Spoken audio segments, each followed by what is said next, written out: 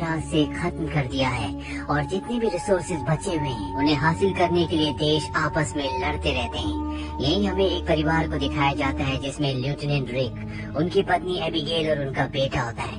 इस पूरे परिवार को एक आलीशान मेंशन में लाया जाता है। यहाँ पर आकर ये पूरा परिवार बहुत खुश है। इन्हें पता चलता है कि यहाँ पर 13 और ऐसे आलीशान घर है जहाँ पर 13 और परिवारों को लाया गया है। इन सब के ऊपर रिसर्च होंगे, एक्सपेरिमेंट होंगे, जिसके लिए यहाँ पर वैज्ञानिकों की पूरी टीम है। अगली सुबह हमें प्रोफेसर मार्टिन को दिखाया जाता है जो सबको बताते हैं कि अगले 10 सालों में धरती पर हर एक तरह का रिसोर्स खत्म हो जाएगा, जिसके बाद धरती इंसानों के रहने लायक नहीं रह पाएगी। इसीलिए हमारे पास सिर्फ एक ऑप्शन है और वो है टाइटन, जो कि सैटर्न ग्रह का चांद है। पर वहाँ पर इंसानों के लिए रहना इस वक्त पूरी तरह से पॉसिबल नहीं है, क्योंकि वहाँ मीथेन की बारिश होती है। साथ ही वहाँ की हवा में नाइट्रोजन की जो मात्रा है वो बहुत अधिक है और वहाँ का टेम्परेचर भी बहुत कम है। और अगर हम चाहते हैं कि इंसान वहाँ पर रहे तो हमें इंसानों की बॉडी में उनके डीएनए में चेंजेस करने होंगे। इसके लिए हमारे पास कुछ फैमिलीज हैं जिन्हें हमने 5000 फैमिलीज में से चुना है।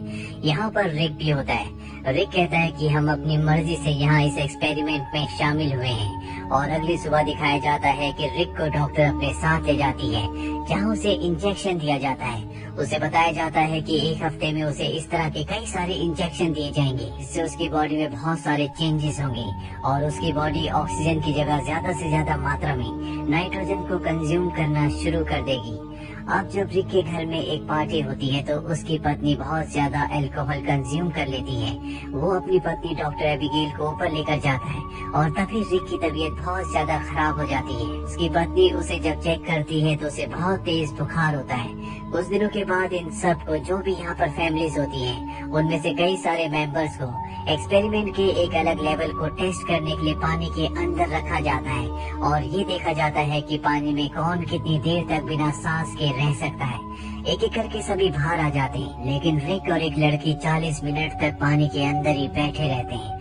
40 मिनट के बाद लड़की का भी दम घुटने लगता है और वो पानी से बाहर आ जाती है, पर रिक वहीं रहता है। धीरे धीरे रिक का हार्ट रेट कम होना शुरू हो जाता है, जिससे उसकी पत्नी को टेंशन होना शुरू हो जाती है, जो बाहर उसके हार्ट रेट को मॉनिटर कर रही होती है। पर इससे पहले कि रिक को कुछ होता, रिक अपने आप ही पानी से बाहर आ जाता है और सब रिक के लिए तालियां बजाते हैं, क्योंकि वो 42 मिनट और कुछ सेकंड्स तक पानी के नीचे सरवाइव कर पाया था। रात को दिखाया जाता है कि रिक अपनी पत्नी एबिगेल के साथ स्विमिंग पूल में होता है, जहाँ पर उसकी पत्नी उसके बैक पर कुछ नर्व्स को फील करती है, लेकिन उसे लगता है कि ये सब इस एक्सपेरिमेंट, इस मेडिकेशन की वजह से हुआ है। अब कुछ दिन और बीत जाते हैं और एक बार फिर से रिक के ऊपर सर्जरी की जाती है और जिस दिन उसके ऊपर सर्जरी की जाती है उसी रात को वो अपने बेड पर नहीं होता, जो देखकर उसकी पत्नी एबिगेल उसे ढूंढने के लिए जाती है। वो देखती है कि वो किचन में है, जहाँ पर वो अपनी बॉडी में आइस लगा रहा है, क्योंकि उसे बहुत ज्यादा गर्मी लग रही होती है। इसके बाद एबिगेल उसे और भी आइस लाकर देती है। रिक बताता है कि उसे ठंड का बिल्कुल भी एहसास नहीं हो रहा। इसका मतलब ये है कि जिस तरह से वैज्ञानिक यहाँ के लोगों को टाइटन के लिए तैयार करना चाहते हैं, वो धीरे धीरे तैयार हो रहे हैं, क्योंकि टाइटन में बहुत ज्यादा ठंड है और वहाँ पर इसी तरह के शरीर की जरूरत है जिन्हें ठंड का एहसास ना हो। लेकिन टाइटन में अब भी इनके सामने सबसे बड़ा चैलेंज मीथेन और नाइट्रोजन का है। मीथेन गैस के साथ इन्हें अंडर वाटर स्विम करने के लिए कहा जाता है। साथ ही इन्हें खास तरह के मास्क पहनाए जाते हैं, जिससे नाइट्रोजन बहुत ज्यादा रिलीज होता है और उस मास्क को पहनकर सबको रनिंग करनी होती है। दरअसल इन्हें अब टाइटन के लिए पूरी तरह से तैयार किया जा रहा है, क्योंकि जल्दी इन्हें टाइटन भेज दिया जाएगा। इसी तरह से कुछ दिन बीत जाते हैं और एक दिन जब ये सब के सब वॉशरूम में होते हैं तो रिक ऑब्जर्व करता है कि उसका हेयर फॉल हो रहा है, यानी कि उसके बहुत सारे बाल झड़ रहे हैं। यहाँ पर एक और लड़का होता है जिसका हेयर फॉल हो रहा होता है। ये समझ जाते हैं कि इनके साथ जो मेडिकेशन से ट्रीटमेंट किया जा रहा है, ये सब उसकी वजह से हो रहा है। और तभी यहाँ पर एक लड़की की तबीयत खराब हो जाती है और उसकी मृत्यु हो जाती है। ये देखकर ये सब के सब डर जाते हैं, क्योंकि जो ट्रीटमेंट उस लड़की को दिया गया था वही इन सब को दिया गया है, यानी कि इन सब की जान को भी खतरा है। इसीलिए रात को सब के सब वो लोग जिनके ऊपर एक्सपेरिमेंट किए जा रहे हैं और उनकी फैमिलीज रिक के घर पर इकट्ठा होते हैं, जहाँ ये आपस में डिस्कशन ऑपरेशन करना शुरू कर देते हैं और तभी इन्हीं में से एक डीन जिसके ऊपर एक्सपेरिमेंट किए जा रहे थे बहुत ज्यादा अग्रेसिव हो जाता है और अपनी पत्नी के ऊपर हमला भी कर देता है। दरअसल जब से उसके ऊपर एक्सपेरिमेंट किए जा रहे हैं उसका गुस्सा बढ़ता ही जा रहा है। ये देखकर सब के सब घबरा जाते हैं। ये किसी तरह से डीन को शांत करते हैं और अगली सुबह रिक के घर पर डॉक्टर आती है और रिक और उसकी पत्नी को बताती है कि जिस लेडी की मृत्यु हुई है उसे किडनी स्टोन था और किडनी स्टोन की वजह से उसकी मृत्यु हुई है। एक्सपेरिमेंट से उसका कोई भी लेना देना नहीं है, लेकिन रिक जानता है कि यहाँ पर कुछ न कुछ गड़बड़ है। उसी रात को रिक को वॉमिट होती है जिसमें ब्लड भी आता है। उसकी पत्नी डॉक्टर एबिगेल उसके ब्लड का उसकी वॉमिट का सैंपल ले लेती है और तभी उसे एहसास होता है कि दरवाजे के पीछे से कोई उसे देख रहा है, यानी कि इनके ऊपर नजर रखी जा रही है। वही रिक को दिखाया जाता है जो स्विमिंग पूल के अंदर होता है, जहाँ उसकी स्किन उतरना शुरू हो जाती है, यानी कि अब उसकी स्किन उतर रही है।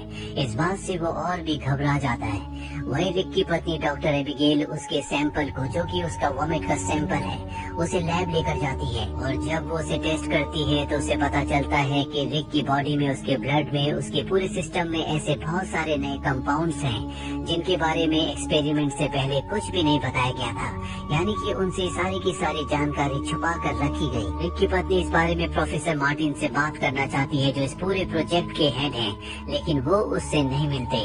वही रिक की आंखों का ऑपरेशन किया जाता है ताकि वो अंधेरे में भी देख सके।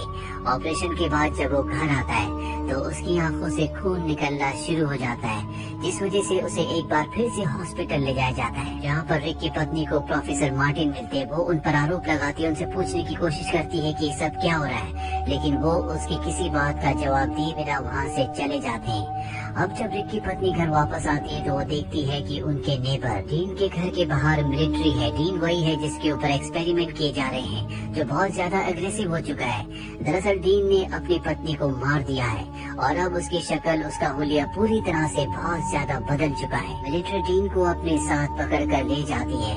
अब डॉक्टर एबिगेल को, यानी कि रिक की पत्नी को, पूरी तरह से यकीन हो चुका है कि इनसे बहुत सारी बातें छुपाई जा रही हैं। इसीलिए रिक का कार्ड लेकर वो उस जगह पहुंच जाती है जहां पर सबकी फाइल्स हैं और उन फाइल्स में से एक फाइल उस लेडी की भी होती है जिसकी मृत्यु हो गई थी, जिसके बारे में बताया गया था कि उसे किडनी स्टोन था।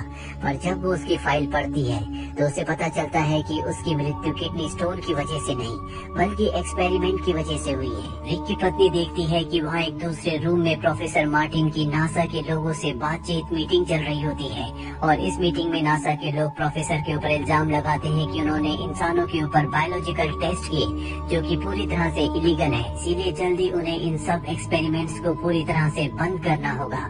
साथ ही उन्हें सजा भी होने वाली है क्योंकि उनके खिलाफ केस दर्ज हो चुका है। अगले दिन दिखाया जाता है कि प्रोफेसर मार्टिन रिक के घर जाते हैं, जहाँ पर वो प्रोफेसर मार्टिन को और उसकी पत्नी को बताते हैं कि उन्होंने ये सारे के सारे एक्सपेरिमेंट्स इसलिए शुरू किए थे कि इंसान टाइटन पर जाकर बच सके, लेकिन उन्हें खुद भी नहीं पता कि इसका अंजाम क्या होगा, क्योंकि हर एक इंसान का डीएनए अलग है। और एक्सपेरिमेंट करने के बाद उन्हें पता चला कि हर एक इंसान की बॉडी में इस एक्सपेरिमेंट का, इन दवाओं का अलग तरह से असर हो रहा है। रिक ही एक ऐसा इंसान है जिसकी बॉडी सबसे ज्यादा पॉजिटिव रिस्पॉन्ड कर रही है। वो बताते हैं कि ये पूरा एक्सपेरिमेंट खत्म होने के बाद इंसान यानी कि रिक और उसके साथी एक दूसरे क्रिएचर में कन्वर्ट हो जाएंगे जिन्हें होमो टाइटेनियन कहा जाएगा, लेकिन उन्हें कुछ नहीं पता कि किस इंसान की बॉडी किस लेवल पर आकर रुकेगी, क्योंकि डीएनए सबका अलग है। इसीलिए हर कोई इंसान अलग अलग तरीके से इवॉल्व होगा। ये सारी सच्चाई जानने के बाद रिक और उसकी पत्नी बहुत ज्यादा परेशान हो जाते हैं, पर रिक अब बहुत आगे पहुंच चुका है, वो यहाँ से वापस नहीं जा सकता। इसीलिए उसकी आंखों की एक और सर्जरी की जाती है, जिसके बाद वो अंधेरे में भी देख सकता है। वो पानी के अंदर बैठकर पूरी तरह से शांत होकर चारों तरफ महसूस कर सकता है कि क्या हो रहा है।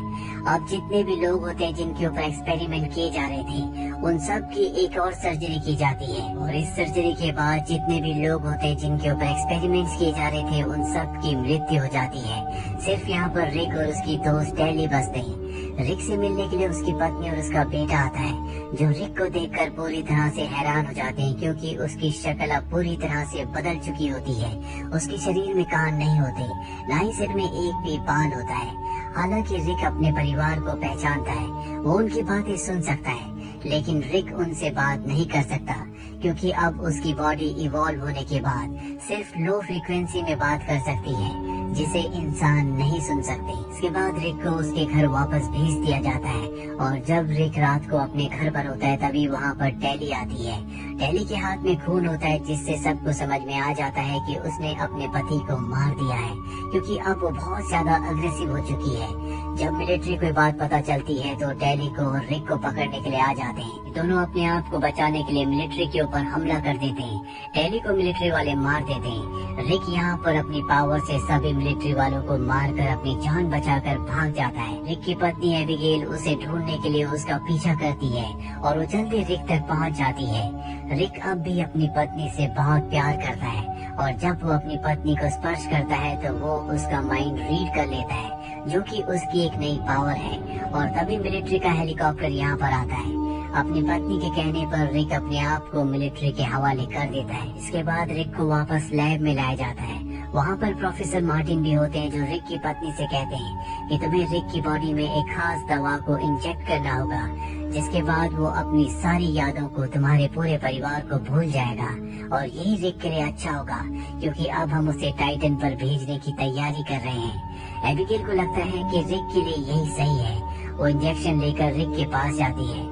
रिक उसे ऐसा करने से मना करता है क्योंकि उसने उसके माइंड को रीड कर लिया होता है, लेकिन वो रिक की बात नहीं मानती और उसकी बॉडी में दवा को इंजेक्ट करके अपने बेटे और दूसरी डॉक्टर के साथ वहाँ से निकल जाती है।